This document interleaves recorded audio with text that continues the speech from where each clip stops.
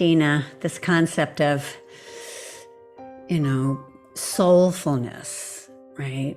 And what that means to lead, to facilitate from a place of soulfulness, being able to create the kind of space in the room that allows for the collective wisdom to emerge, right? That's like our mission, right? Mm-hmm. In soulful facilitation, to be able to get to that place first in our own body, mind, heart, right? As facilitators, but going to that place in order to we create the spaciousness in us in order to have that beholding the space of the room and the collective, so that magic happens from the individuals in the room, not the facilitator, right? The facilitator's creating the space for that kind of collective engagement, right? So that there's agency in the people in the room. It's coming from them. It's coming from this group, not from, like I was saying, we all know, we've all been in facilitated experiences where the facilitator is the star in front of the room, the shining light with the wisdom and the expertise and the information that they're imparting, right? But what happens if we are just creating the space in us as facilitators for it to happen in the groups we're facilitating? Yeah, so that makes me think of like what's required of the facilitator for that to happen. And so I think that the inner work that we do as facilitators to really align with like what's our soul mission in this? Like what is it that we're really doing? When we say words like holding space, what does that really mean to embody that? What do I have to do to create spaciousness for that? What do I have to do to drop out of my ego and what I get, what the parts of me that are still healing, what that gets from being in the center of the room? And so that's like, I have made a decision as a soulful facilitator on how I'm going to show up, just to have that to be available. In my mind's eye, I imagine like a circle and whoever is in the group in the circle. And what's in the middle is the possibility that we don't know, but that's available. And so what can I do to keep that open? And then I see myself as outside of the circle, like in this circle that's like walking around the circle of the group, right? Supporting. But the spotlight is on the inner part of the circle, the group. And then what emerges as the shy soul, as Parker J. Palmer talks about it, like comes out and just like, well, what if I was thinking? That's what's like in the center of that. And then when that starts to happen, it's like a domino effect. So then it releases agency in other people that like, let me go ahead and toss my, offering into the center. And so that center starts to get full with the individual wisdom that becomes this collective wisdom when they have an opportunity to play with each other and just see, wow, what if we stack these things? I liken it to like kids playing with Legos, right? And, there's so much possibility and creativity there. And so, but for that to happen, the first thing, I've got to be okay with stepping out of the center, which is the conditioning, which is the old way, which is you can tell as a facilitator because people will say things and then they'll look at you. Or they'll say something and they'll look to however they perceive the power dynamic to be in that group and in that space. And for me, one of the indicators that's not happening is when I just kind of disappear. As a facilitator, I kind of fade to black, right? And like that is magic. But this is magic that's cultivated. through spaciousness. And I mean, another thing to do, if you think about trying to create this type of environment, is how packed is your agenda? Mm. Is there any room for emergence? Is there any space? And this is something that Leslie continues to be a really powerful mentor with me. And I hear her voice often when I'm designing. And just to design for spaciousness, to be okay with pauses and, silence and quiet for a moment. And if we're really wired and attuned to performance or performative types of engagement, that can be something that we grow into. Absolutely. And our culture values fast and quick, right? And so it can be challenging for all of us, right? Because we hold the system inside of us as well, right? On deep levels, we buy it, right? That fast and quick is better than slow. Yeah. So what's that path, right? It's, being aware when we're stuck up here in the quick mind, right? And noticing what's happening in the room when we do that. What happens to the energy in the room? If we allow ourselves to drop below the head, feel into our body, feel into our heart, right? Of what's happening to the energy when we're in that, headspace, then we get clues, right? To dropping even further, right? Into what we call soulfulness, soul, a deeper level of being where it all exists, right? Right. Where we can really listen to what's going on below everybody's heads. Takes practice. It sure does. And that's what I was going to offer. Like, one of the questions as a contemplative practice that I use is, how am I contributing to the whole? How am I contributing to the whole? How is my being even available to coexist as part of a whole? Like, those are some juicy questions.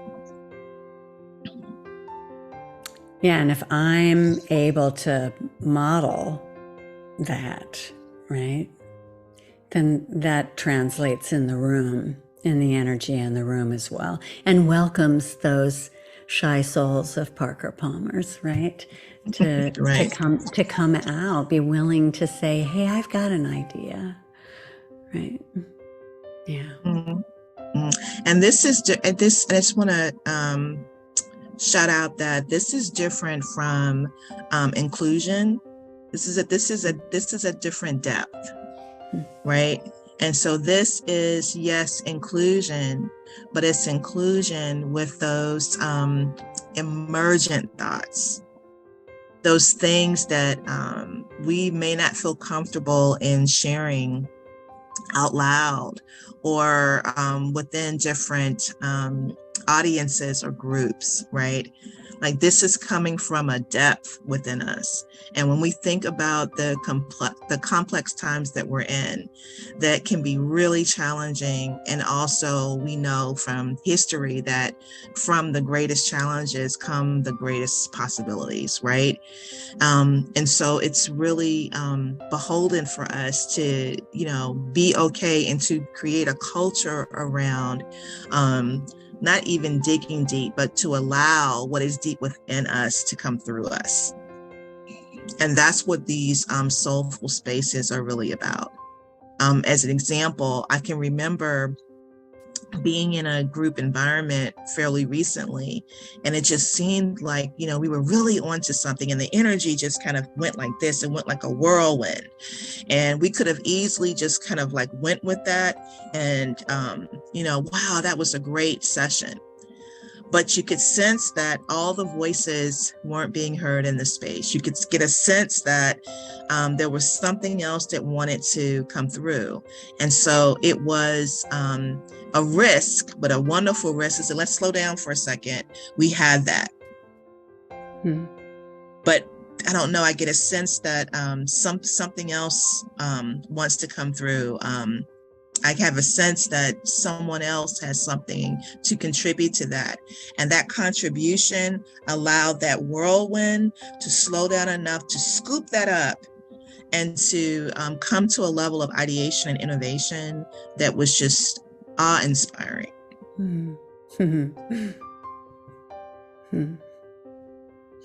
That's beautiful. That's what we're talking about. That's spaciousness. Yeah, and being able to recognize when you're getting out of it, right?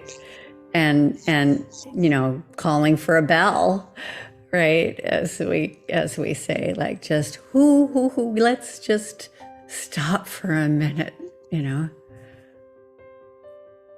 Yeah. We don't do that in our culture. We struggle with that in our lives too, right? Filling up with so much that we don't stop to say, what else? What's really here before me, right? It has the look of completeness, but it doesn't have the embodiment or the felt sense of completeness. And so that's really inviting different parts of us, different ways of us accessing our knowing, to show up, to and to teach and inspire us, right? Yeah, and dropping. I'm thinking about many meetings at Eileen Fisher. We were, committed to a voice in every room. I mean, a voice in every, leader in every chair. Every voice needs to be heard. And we often went to those spaces that you're talking about of just like, visioning. And it was really exciting. And yet, if you stopped action, you'd realize that it was 3 or 4 people in the room who were in that space, right? And who were kind of often, and I include myself in this, right? Like, it can get very exciting and difficult to stop and to say, we're kind of hoarding the space here. Something else might want to come. Like, where are those other voices? Hard to do, even when there's deep commitment to, that value. It's hard to do. That sounds like a lot of things, but what I heard in that example, which is a beautiful example, the power dynamics. See, like, if I'm not clear on, Ayala Visant would do this wonderful thing about saying, like, what are you getting out of this? Like, it's something that we're getting out of being in the center. There's something that we're getting out of being those 3 or 4 that can get into that, thing. It's like, witnessing ourselves and becoming more self-aware. I'm just saying, wow, that's what I'm getting out of that. But then there's something else that I want to cultivate. And that allows us to take pauses and witness ourselves and say, wait a minute, what happens when I come out of that, which is an element of a power dynamic, and just kind of slow that down and be with that. It reminds me of a laboring woman who wants nothing more than to push this beautiful being into the world. And someone says, no, stop. No, stop. Not time. We got to do something else for your health, for the health of the child, whatever it is. And you're just like, But you have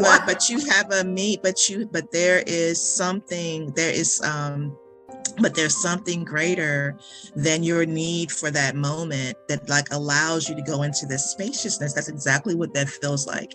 It's to tap into this spaciousness where you can like attune and work with your body. And so that's what we're inviting in these spaces, to, you know, be with the discomfort, right? The not knowing, the uncertainty. What happens to my identity when I'm not the one that everyone knows that can ideate in 5, 4, 3, 2, 1? What happens? Right? And so like all of these are the things that are like under that. And so a lot of times, like what you said, Leslie, we have these great aspirations, you know, every voice to be heard and all this, and we believe it, but there's a check that we all write to create it, to cultivate it, to co-create it. And our self-awareness, our ability to be vulnerable, our ability to be authentic with one another and say, hey, when I do this, check me. Because I may not recognize it all the time, but because we have psychological safety, please check me. Help me grow, right? Because we really want to be the embodiment of these beautiful words that we say. And that's what I feel like is a part of the time that we're in. I feel that, do you feel that, Leslie, like heavily, like what is the difference between the things that I say and the ways of being that allow me to attune, allow us to attune and to align with these things that have caught our attention, that have grabbed us by the heart, that have grabbed us by the soul, but have some requirements as well. Yeah, requiring what happens if I'm not the person to say that brilliant thought, right? What happens if I have to stop myself, or if I can stop myself, right, from saying the next great thing? Like, what if I give that away?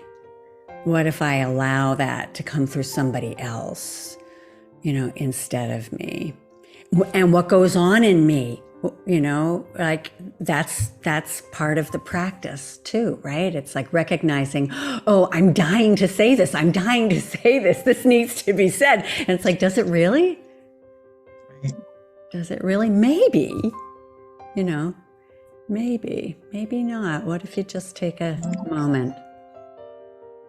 Might come through somebody else, and what does giving that person that agency do for the room, for the space, for the group, you know? Mm-hmm. And how does that relax? Than my saying it. Sorry. Oh, no.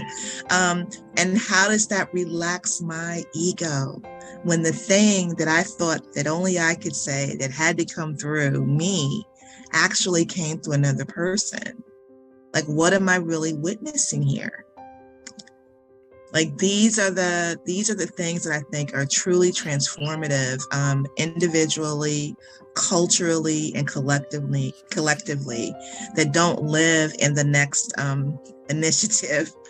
Like these are different ways of being that we can open the door to, that we can invite.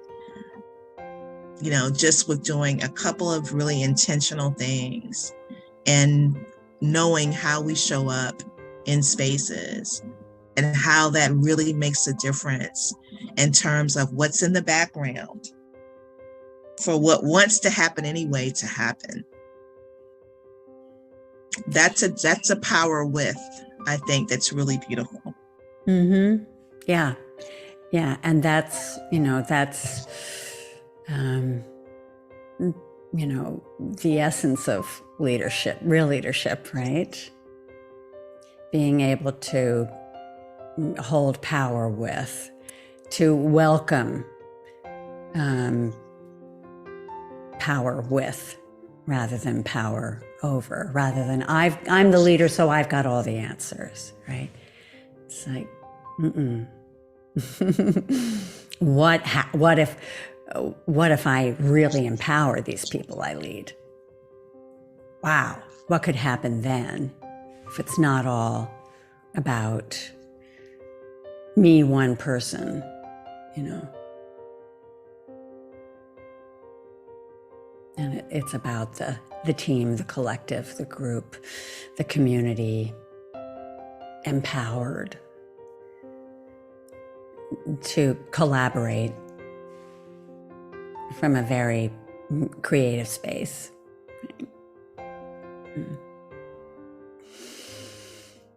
Hmm.